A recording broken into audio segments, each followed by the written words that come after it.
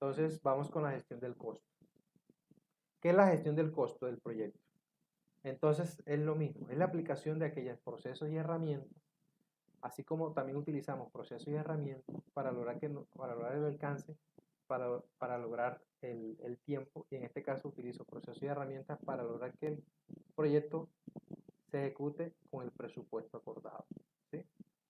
¿Cuáles son los procesos que se dan en la gestión del costo? Mire que dice administración del costo, se puede usar los términos. Como igual que con el alcance y el tiempo, debo hacer un plan de gestión del costo. Eso no, el PMI lo define así. Y es, y es una muy buena recomendación. El sentarse a ver cómo vamos a hacer la planificación para después hacerla.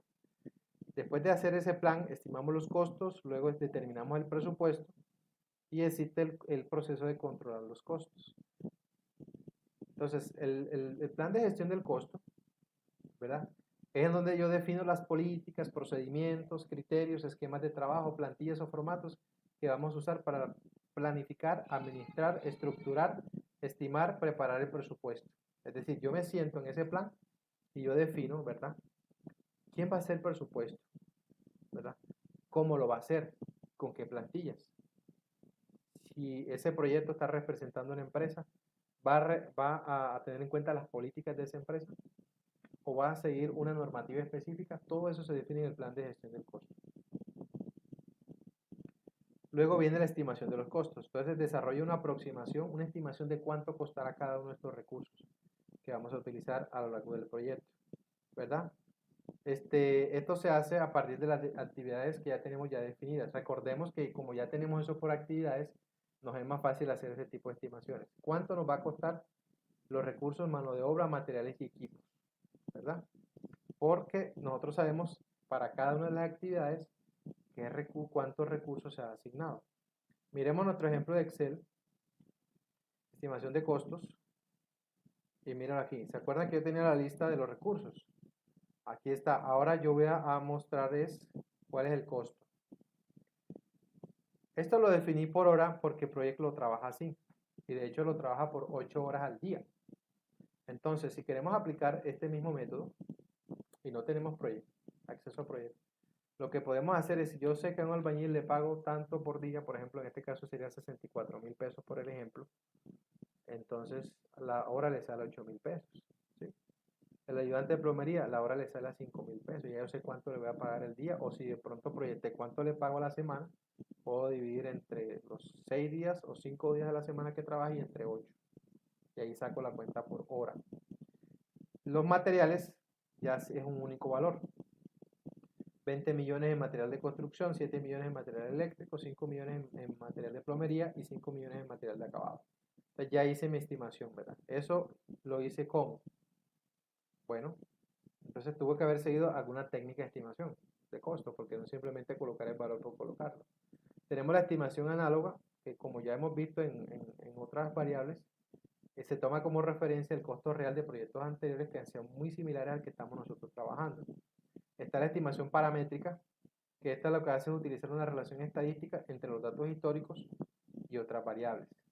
Y se puede, por ejemplo, hablar de que ya yo sé cuánto vale un metro cuadrado de construcción, ¿cierto? Eso está definido. O te puede hablar, por ejemplo, cuánto vale una línea de código en software. Esas son estimaciones paramétricas.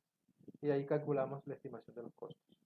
Está la estimación por 3 valores o de 3 puntos, que es donde yo calculo un costo optimista, o sea, el mejor que me puede salir, un costo más probable, que es lo más cercano al mercado, y el costo pesimista, es decir, que lo más alto que me pueda salir. Y miren esta fórmula, yo puedo sacar una media o costo esperado, y este CE, lo que me dé este CE, es lo que yo voy a colocar en esa estimación. Cojo el costo optimista, le sumo 4 veces el costo más probable, le sumo el costo pesimista y lo divido entre 6. Esa es la fórmula. Y ahí puedo obtener el costo esperado. La estimación ascendente o definitiva es igual que como lo hablamos ahorita en los recursos. Yo cojo la estructura de glosario de trabajo y desde abajo, desde los paquetes de trabajo, y yo sé qué actividades la componen, yo defino cuánto me puede costar esas actividades. Recordemos que las actividades ya tenemos definido cuáles son los recursos y los recursos son los que me cuestan. Entonces, dependiendo cuántos recursos utiliza esa actividad, así va a ser el costo de esa actividad. Lo hago desde abajo y voy escalando y voy sumando, ¿verdad? Hasta la estructura superior, hasta el nivel superior. Es mucho más detallado y más preciso, pero recordemos que lleva más tiempo. Entonces, deben sopesar el equipo de trabajo, ¿verdad? Junto con el director del proyecto, el costo-beneficio de hacerlo así. Entonces, si ya yo tengo esas estimaciones, ya yo puedo determinar el presupuesto. ¿Sí? Entonces, la preparación del presupuesto de costos implica sumar los costos estimados de las actividades del cronograma o paquetes de trabajo individuales para establecer una línea base del costo total. Entonces, yo voy a definir el presupuesto. Ya yo sé cuánto me cuesta cada uno de esos recursos. Entonces, ahora yo tengo que sacar la cuenta. Si yo tengo ese recurso trabajando tantos días, ¿verdad? O son varios recursos y vale tanto por hora, entonces ya yo puedo calcular el presupuesto, es decir, cuánto me cuesta esa actividad. También en el presupuesto es necesario definir dos tipos de reservas. La reserva por contingencia, que es para riesgos conocidos y cuantificados, y las reservas de la administración, que son para imprevistos. O sea, para riesgos no conocidos, que no han sido identificados. Vamos a ver el presupuesto entonces, en nuestro ejemplo de Excel. Presupuesto, mírelo acá.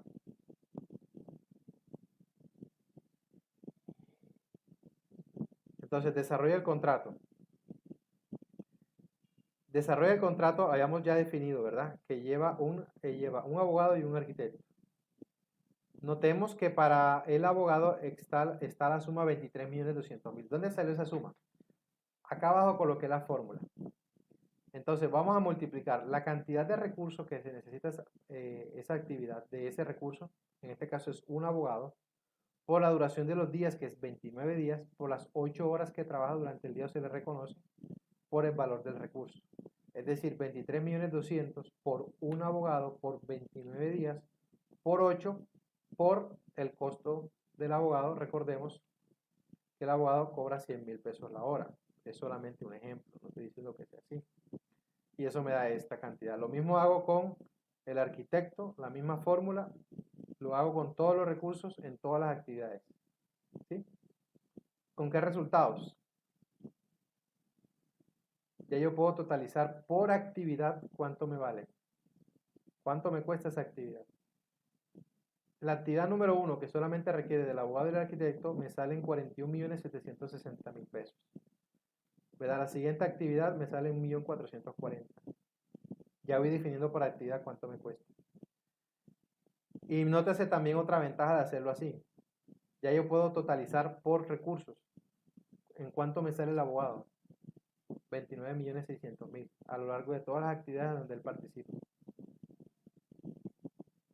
¿Sí? Nótese algo. Es algo que también hago ver. Y es que la obtención de permisos, mira que requieren del abogado, pero no hay ningún costo asociado. Entonces la pregunta es ¿por qué? ¿Hay algún error? No. Porque resulta que como la actividad se traslapa, ¿verdad? Con el desarrollo del contrato, yo no le voy a pagar aparte por esa actividad, sabiendo que él va a hacer su actividad durante las 8 horas de trabajo. Me imagino que en el día se repartirá entre el desarrollo del contrato y la obtención de los permisos. Total es que yo le pago sus 8 horas diarias. Entonces, miren lo importante de haber hecho esa estimación para poder sacar los cálculos correctos. Una vez definí el total, aquí definí, eso es solo un ejemplo, no quiere decir que sea así, una contingencia del 5% para riesgos conocidos, 5% del total, y unos gastos de administración del 10%, para un total de 142 millones de pesos. Y ya hemos definido nuestro presupuesto.